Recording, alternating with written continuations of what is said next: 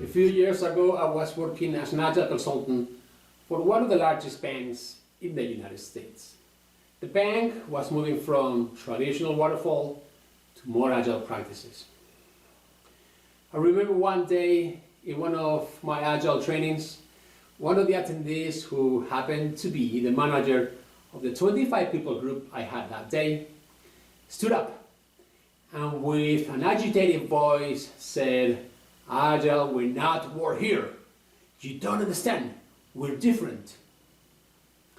Right there, I noticed his resistance to me in front of everyone. Rather, at that moment, I felt a threat to my ego.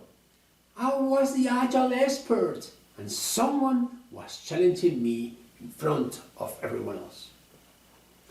For a moment, I thought, whoa, this guy is a saber-toothed tiger, and he's about to eat me. But nah, it was a human being who had a different opinion, a different experience, a different story about Agile.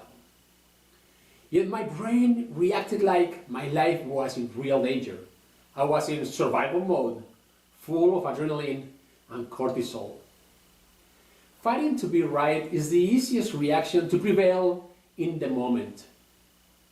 My reactive brain was hyper-focused on being right. I looked for examples to justify that Agile was the right way and Waterfall was the wrong way of managing projects. I even said, hey, the bank already made a decision to move to Agile, so you have to comply with it. Yes, I know, sounds like pure contempt. In hindsight, that was not the right thing to do, I admit. In fact, that was a horrible way to handle the situation. I failed to manage myself. I failed to manage myself to be present and in the moment.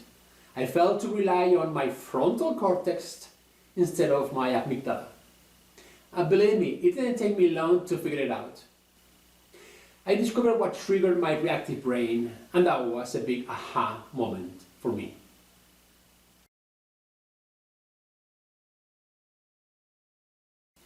This was not the only time I experienced resistance from people all around me. The fact is that as an Agile coach, resistance became the norm. Resistance to change was everywhere, in many different degrees. Why? I asked myself. I became aware of these behaviors, these patterns, and with lots of practice, I learned to identify certain behaviors by simply having a short conversation with someone.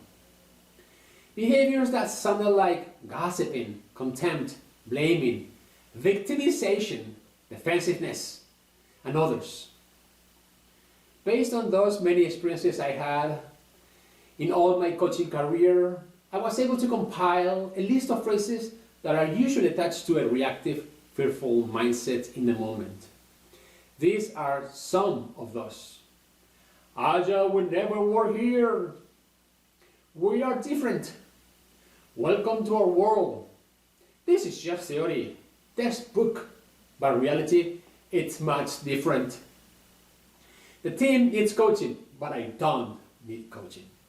You don't understand. Yes, but yes, I hear you, but I'm going to ignore you. John is such a nice guy, don't get me wrong, but he doesn't get it. Or John, I'm sorry. John is a smart guy. He's very intelligent, but you're so lucky. That never happens to me. Everyone in this room believes and thinks what I say. And even some more generic ones, some that maybe you can hear outside the corporate world. That if I only had this, if I only had this new job, car, house, husband or wife, I will reach happiness.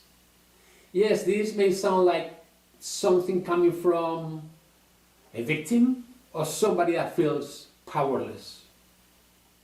We spend most of our time below the line in a survival mode, protecting our ego and self-esteem. I'm not suggesting that every time you hear someone saying these phrases, you think that person is a reactive person. What I'm suggesting here is that These phrases are like nuggets. Nuggets to explore what stance a person is coming from, how they show up, how they deploy themselves into a particular situation. Now, the $1 million question is, how do we want to respond to whatever triggers us?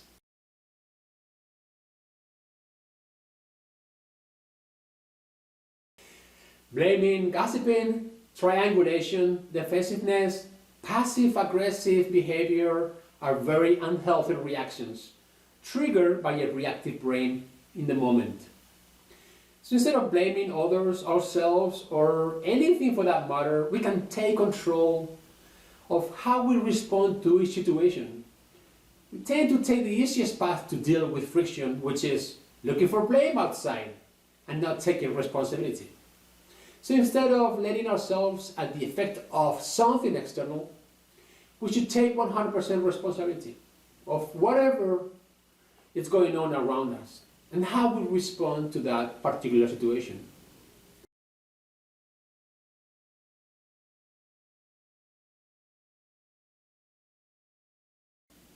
Based on this principle of taking responsibility, as a coach, I learned to identify systemic patterns in every single organization I work for. I realized I had to change my strategy on how to deal with these relationships and these behaviors because reacting was not leading to any positive outcome. A manager I worked with a while ago, let's call him Sean, was in charge of delivering software projects. Sean was very reactive. He lacked the ability, skills, and the courage to stop and think before acting. He was a prisoner of the urgent, the doing, the deadlines, the being perfect, the being super busy to validate his worthiness. He will set up fictitious deadlines to the development teams because he thought pressure was needed to encourage people to work hard. He actually believed that people could not be trusted, that people were intrinsically lazy, and so they needed to be controlled, watched, pressured, measured in order for them to move forward. Reactively, he will pull everyone to work extra hours and on the weekends in order to deliver the project on time. He will send emails outside of a few hours and expect people to respond immediately. And in the end, when the project was delivered on time, regardless of the quality, he will take the credit, be recognized and promoted because of his extraordinary efforts and dedication as a great leader, as a great project driver.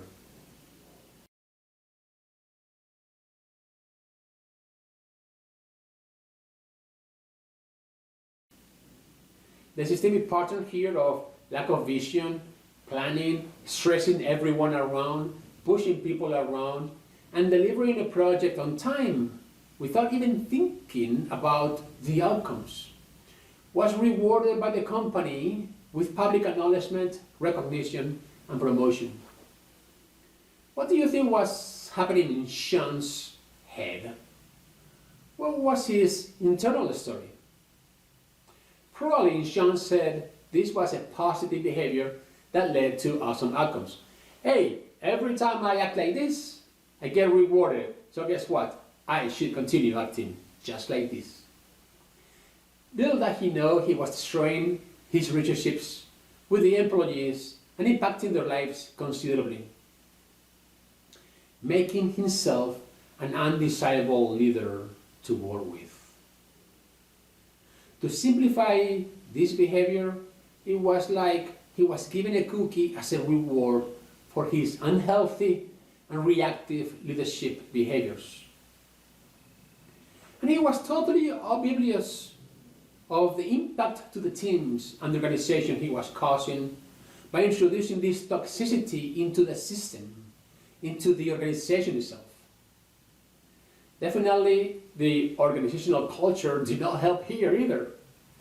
Sean could have had other options instead of just reacting the way he did.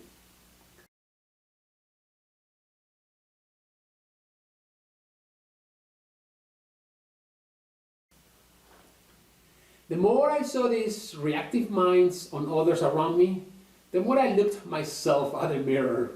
As a coach, as a leader, I realized one thing that was an absolute truth. I had to take responsibility and change the way I was interacting with everyone around me. How can I change my reactive mind in the moment? I asked myself.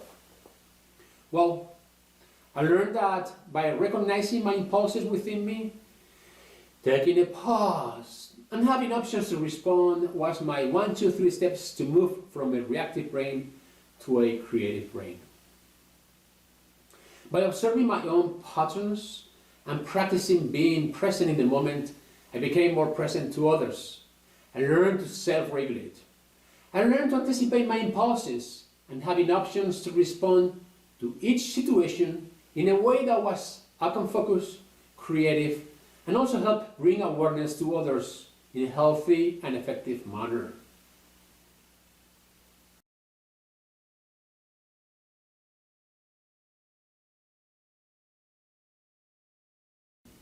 I'm sharing my story here because, quite frankly, I believe that leaders need to grow out of their reactive brains into creative brains if they want to lead others. This is not about getting a certification of leadership that says, you are not some leader now, you gotta stop learning. There are new challenges every day that will help us learn and grow. This is the journey to learn about ourselves and others, the journey to enjoy. At any moment, all people can play the role of a victim, a persecutor, or a hero. But when they become acting like this unconsciously, most of the time they actually become victims.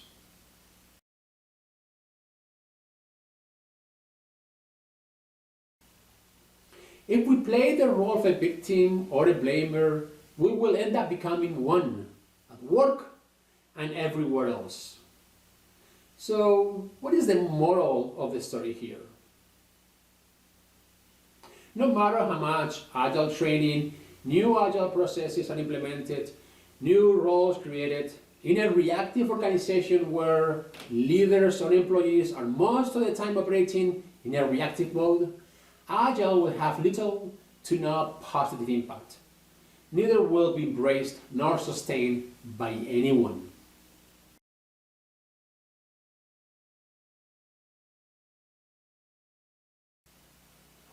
Organizations and managers believe that by training the teams in Agile processes, roles, and how to run a few Agile meetings here and there, the organization will be more effective and efficient. This is a fallacy. Yes, those trainings are necessary, but they're not sufficient to survive and thrive in a VUCA world. A world of volatility, uncertainty, complexity, and ambiguity.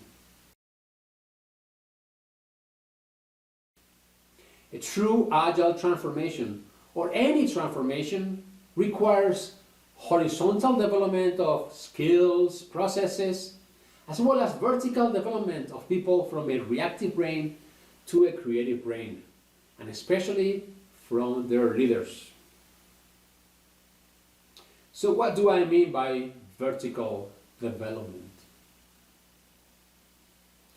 Personal development is number one.